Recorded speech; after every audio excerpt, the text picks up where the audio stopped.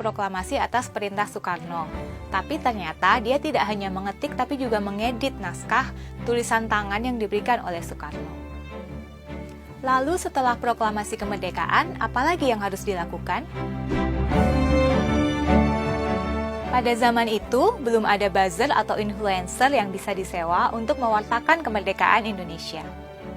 Sebelum proklamasi dibacakan, Bung Hatta berpesan kepada para pemuda, terutama pada BM Diah yang adalah wartawan, untuk memperbanyak teks proklamasi dan menyebarkannya seluas-luasnya.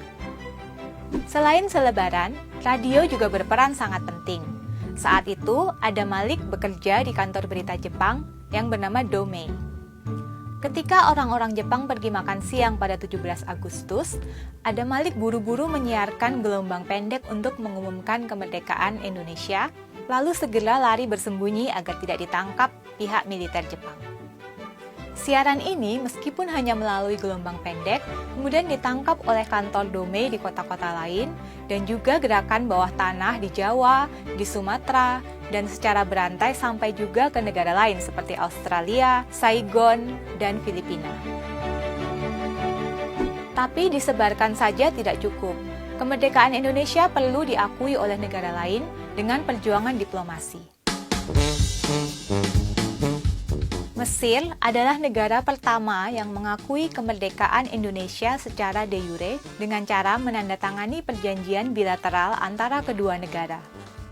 Pengakuan de jure selanjutnya dilakukan oleh Lebanon, Suriah, Irak, Arab Saudi, dan Yaman.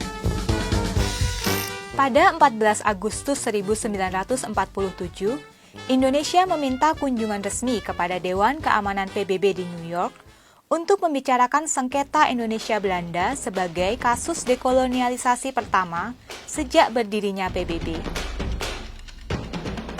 Ini adalah sebuah prestasi besar, karena saat itu Belanda masih menganggap Indonesia berada dalam kekuasaannya.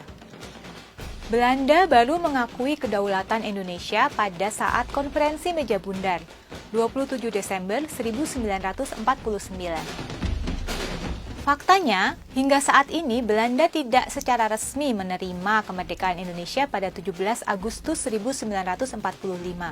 Karena bagi mereka secara legal, Indonesia merdeka pada 1949.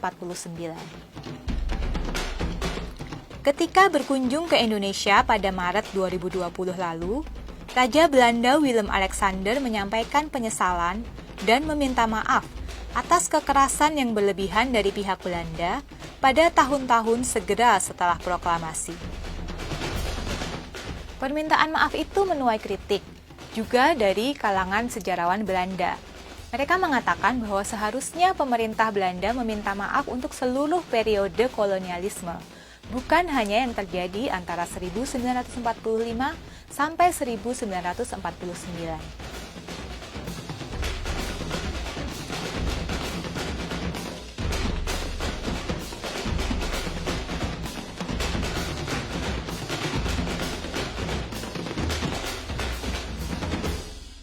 Itulah fakta seputar kemerdekaan Indonesia. Dengan seluruh perjuangan itu, bagaimana kini kalian memanfaatkan kemerdekaan yang kalian miliki ini?